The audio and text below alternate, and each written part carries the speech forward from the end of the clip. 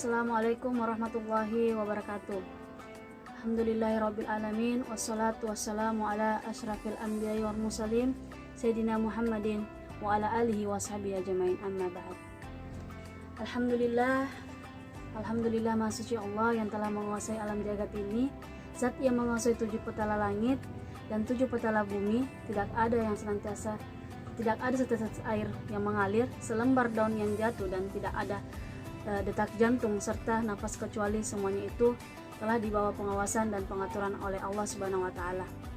Oleh sebab itu, kita sebagai umat muslim dan umat Muhammad Rasulullah sallallahu alaihi wasallam, marilah kita memperbanyak salawat kepadanya, karena Rasulullah sallallahu alaihi wasallam bersabda, barang siapa yang senantiasa bersalawat kepada aku, maka ia berhak mendapatkan syafaatku. Amin ya rabbal alamin. Marilah kita senantiasa memperbanyak salawat kepada Rasulullah sallallahu alaihi wasallam. Mudah-mudahan kita mendapatkan syafaatnya. Allahumma sholli ala sayyidina Muhammad wa ala ali sayyidina Muhammad. Hadirin yang senantiasa dirahmati oleh Allah Subhanahu wa taala, pada kesempatan ini saya atas nama Rinda Bahri insyaallah akan membawakan sebuah ceramah singkat terkait dengan adab tidur dan bangun tidur serta hikmahnya.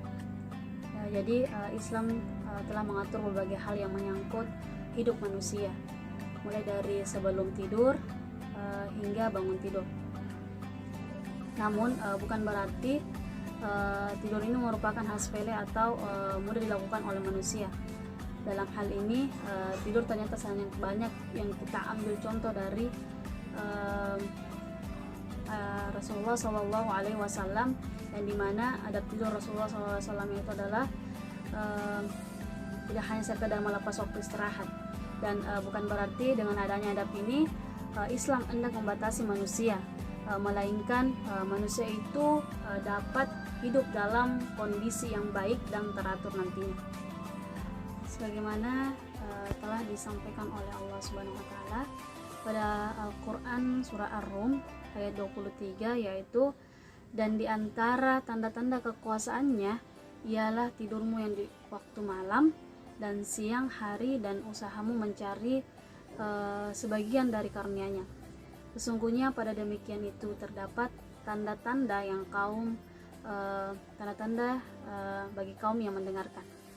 Adapun adab-adab tidur yang sebagaimana telah diriwayatkan oleh Abu Barzah radhiyallahu anhu, yaitu tidak mengakhiri tidur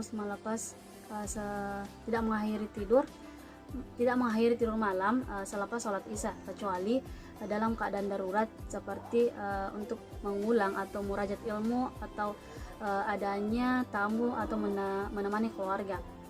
Bahwasanya Rasulullah Shallallahu Alaihi Wasallam bersabda, ia membenci tidur malam sebelum sholat isya dan berbincang-bincang yang tidak bermanfaat setelahnya.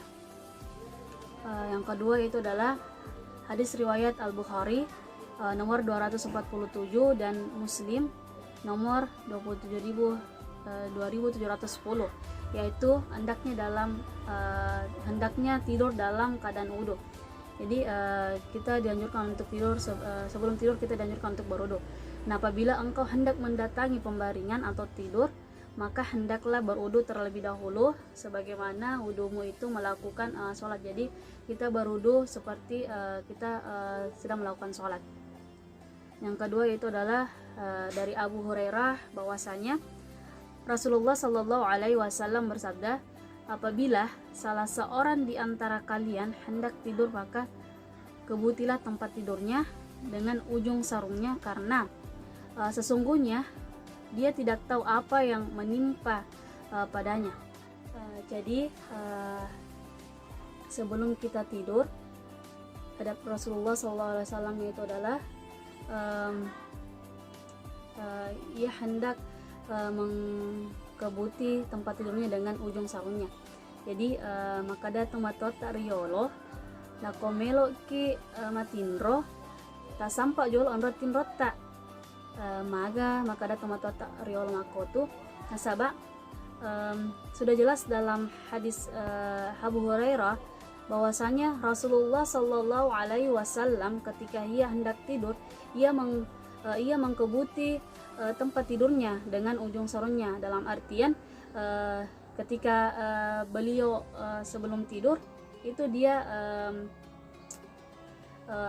dia na sampak jolo on rotinro na napa matinro. Jadi na komelo ki matinro ta sampak jolo on rotinro ta napa matinro ki. Kemudian yang keempat adalah adab sebelum tidur, yaitu hadis dari riwayat Al-Bukhari nomor 247 dan Muslim nomor 2710, yaitu hendaknya mendahulukan posisi tidur di atas sisi sebelah kanan. Dan yang terakhir yaitu adalah adab sebelum tidur, zikir sebelum tidur atau membaca ayat-ayat Al-Quran sebagaimana yang telah disampaikan oleh Allah Subhanahu wa Ta'ala pada Quran surah Ar-Ra'd ayat 28, yaitu orang-orang yang beriman dan hati mereka yang menjadi tentram dengan berzikir atau mengingat Allah Subhanahu wa Ta'ala. Ingatlah, hanya dengan mengingat Allah maka hati kita akan menjadi tentram. Adapun ayat-ayat yang dimaksud di dalam Al-Quran yang dianjurkan kita sebelum tidur, yaitu adalah membaca ayat kursi dan membaca 2 ayat terakhir dari surah Al-Baqarah, terus membaca surah Al-Ikhlas, Al-Falaq, dan An-Nas. Hadirin yang senantiasa dirahmati oleh Allah Subhanahu wa Ta'ala, setelah kita mengetahui bagaimana adab-adab Rasulullah ketika hendak tidur, alangkah baiknya kita juga dapat mengetahui bagaimana adab ya Rasulullah Sallallahu Alaihi Wasallam ketika beliau bangun tidur. Jadi Rasulullah Sallallahu Alaihi Wasallam ketika bangun tidur, beliau membaca doa, yaitu Alhamdulillahilladzi ahyana ba'da amatana wa ilaihil nusyur. Kemudian setelah itu Rasulullah Sallallahu Alaihi Wasallam berwudu serta menunaikan ibadah sholat subuh berjamaah dan membaca zikir di pagi hari.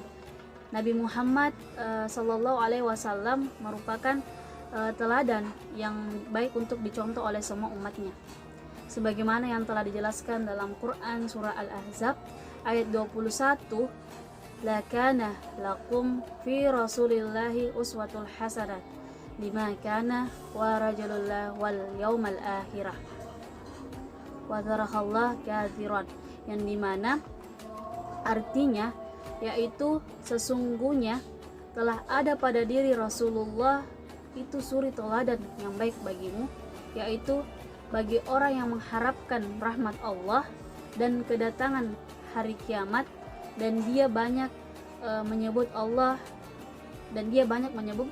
Subhanahu wa Ta'ala. Hadirin yang senantiasa dirahmati oleh Allah Subhanahu wa Ta'ala, dan ayat ini merupakan dalil pokok yang paling besar yang menganjurkan tiap muslim agar meniru Rasulullah SAW, baik itu dalam ucapan, perbuatan, dan semua kegiatan keseharian Rasulullah SAW itu. Ketika ia hendak tidur dan bangun tidur, dan adab-adab yang patut kita contohkan. Ketika kita menerapkannya, maka akan ada hikmah yang kita peroleh. Nah, salah satu hikmahnya yaitu insya Allah kita mendapatkan keberkahan. Kita akan mendapatkan yang namanya keberkahan karena telah melaksanakan sunnah Rasulullah Sallallahu Alaihi Wasallam, dan yang kemudian kita akan mendapatkan kesehatan tubuh kita juga terjaga dengan baik. Jika kesehatan tubuh kita terjaga, maka kita dapat melakukan berbagai aktivitas keseharian kita dengan baik pula. Walaupun adab tidur ini hal sepele bagi umat manusia, seringkali melalaikan dan menyepelekan hingga tidak sadar, malah tidak dilaksanakan sebaik-baiknya. Jadi dapat kita simpulkan bahwa manusia itu harus menyadari tidur adalah bagian dari menciptakan rasa tenang dan lapang. walaupun memberikan rasa ngantuk saat malam dan siang hari, yang membuat manusia memiliki rasa lelah dan tidak pada waktunya tersebut. Tentunya waktu malam hari ini merupakan waktu tidur paling utama dan paling lama. Untuk itu melaksanakan tidur yang baik dan sesuai Islam, berikut adalah sunnah Rasulullah SAW mengenai adab tidur yang bisa dilakukan oleh umat Islam. Walaupun sifatnya adalah sunnah, akan tetapi tentu sebuah keutamaan jika kita melaksanakan tidur tersebut dengan baik.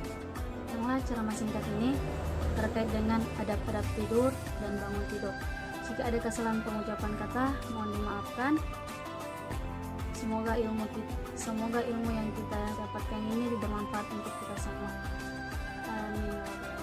Akhir kata, saya tutup dengan sebuah pantun, yaitu pesta kecil makan-makan, sebuah hadiah dipersembahkan, ilmu yang diamalkan niscaya akan ditambahkan.